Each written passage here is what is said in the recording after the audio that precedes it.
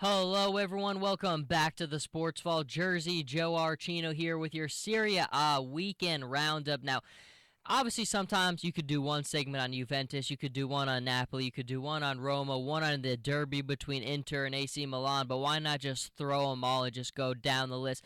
Obviously, I think you've got to start with Juventus because they're certainly the team right now that is the most dominant in Serie A. Their 12-game match win streak in the league right now, and there's nobody better. I mean, look, we'll get to Napoli in a minute. I know how good they are, but Juventus is by far the deepest side, and it's funny because it just shows you, Serie A, how you really have to wait to really get a substantial understanding of these teams. I mean, Juventus had their worst start in almost 87 years of Serie A history with the starting at 0-2. Massimiliano Allegri has really gotten this team to a tremendous point, and they are just playing tremendous football right now. And I think it's even more positive after this weekend beating Chievo the way that they did. I mean, they beat Chievo 4-0. Alvaro Morata is one of the guys you would expect, after all the guys they had last season. Tevez is gone. Pirlo is gone. Those are tough guys to replace, especially from a goal-scoring production standpoint. So you would think a guy like Morata has to step up. He had one goal in Serie A heading into this game. He comes out of this one with two. We know how good Pogba is. Dybala is the second leading scorer in Juventus. If Morata can come on the scene and he can also start finding his goals, that is just more of an offensive punch and just more additions to this side that's already so complete. I mean, Juventus, I still believe, I'll get to Napoli in a minute, that they are the most complete side in Serie A. And I think at the end of the day, this race that we're seeing, Napoli still in first with 50 points, Juventus right behind them with 48. I still think that Juventus is built more to win this title, to really hang in and finish it and get the Scudetto, because they counterattack so well. Their defending is excellent. They are deep in the most important positions. Juventus has championship pedigree. I mean, they've owned Serie A for 4 straight seasons now. I think it will be a 5th when it's all said and done. Again, the slow start happened, but they have finally found their rhythm, and they're playing great, great football right now. And then we go to Napoli. Napoli defeating Empoli 5-1 this weekend. I mean, the star, of course, is Gonzalo Higuain.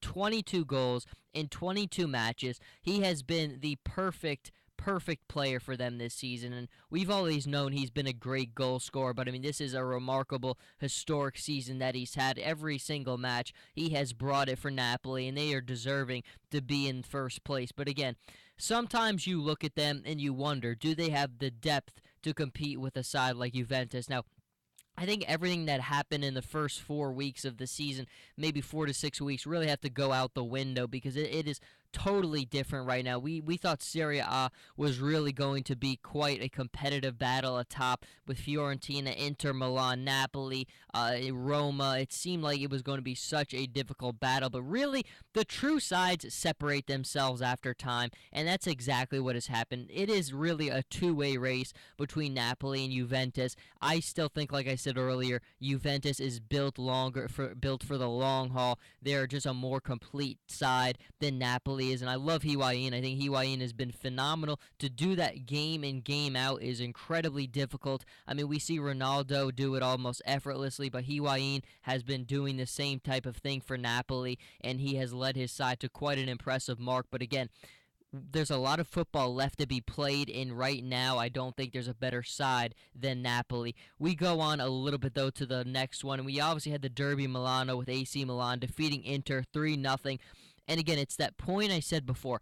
You really have to wait and just see how things play out, because early in the season, things totally changed. Inter Milan was really atop the table just a couple weeks ago, really.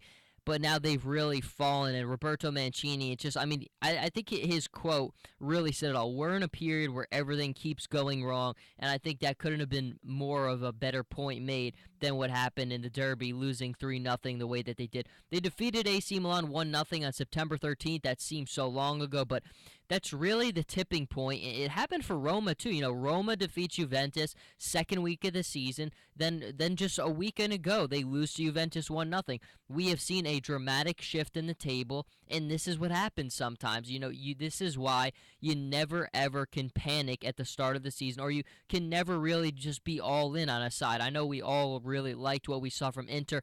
Inter was playing great, inspired football. Mancini is a tremendous coach. But again, at the end of the day, the team with the more depth, with more talent, is always going to separate themselves. Higuain has been the best player in Serie A this season. That is why his side is in first. Juventus has the talent, the coaching, they have the collective depth, and that is why they're climbing and ascending, and they most likely will overtake Napoli at some point. But Inter Milan, it's been a difficult time for them. They've really struggled to find their identity again. You saw Mancini kind of mixing and doing some different things with the lineup to try to create some stuff. He was really upset with the officiating in that game. I was watching more of the Real Madrid game, so I didn't see some of the more egregious penalties, but I did see most of the goals in that game. And again, it was just one of those things where you just look at it, and AC Milan just outplayed them. They really did. I thought their offensive attack was just more deadly in that game. But Mancini's got a lot of frustration. I know he apologized to the fans for that one, because his side is just, he gave the Inter Milan fans so much hope, so much faith, especially with, they beat Juventus early in the season. It just goes to show you that you really always have to wait it out for the long haul, because the true sides always show who they are. And right now we see why Napoli and Juventus are in the first and second spot in Serie A. And then we go to Roma, because Roma, it's kind of been the changing of the guard ever since Luciano Spalletti took over. Roma, I really feel like under Rudy Garcia, you didn't really always know if the communication was great, if the organization was great. I think already now, this is a big statement because he's only been there for about 3 weeks now, but I really think that Luciano Spalletti's communication with the players is already better. You can just tell that his communication is getting through better to the players than it was with Rudy Garcia. I think tactically he's trying. It's going to take a lot of time. It really takes time to build your philosophy and institute your tactic philosophy on the players, but you could tell that there's the attempt there, and especially the communication. I think that's the biggest thing Roma has been missing, is communication from the manager to the players while the game is going on, and I've really liked what I've seen out of Spalletti with his communication to the players. And then, of course, El Shaarawy scoring his debut goal for Roma. That's the question. Roma is a side that struggles tremendously to score goals. Last season, out of the top 6 clubs in Serie A, they had the fewest amount of goals. That trend has continued into this season with more struggles. Edin Dzeko they brought over. I thought he was going to really be their saving grace in that regard. That did not happen. Gervinho has gone, and he was one of those guys who was their offensive catalyst. Now he's gone. Now you have El Shaarawy, and that has to be so much confidence for him, because this is a guy who could not score for Monaco in Ligue 1. He comes on his debut goal against Frosinone, and he scores the goal, and I think that's got to be so much confidence for him, because Serie A is a league you feel like El Shaarawy already has confidence in. He's played for the national team. He's just an Italian guy. He's an Italian type of player. I think coming in his debut, scoring the goal, that's got to give confidence to Spalletti, who has to improve this side's offensive capabilities, and it's got to be a big confidence to Shaarawy, who really has had his struggles with injuries and what he did with Ligue 1.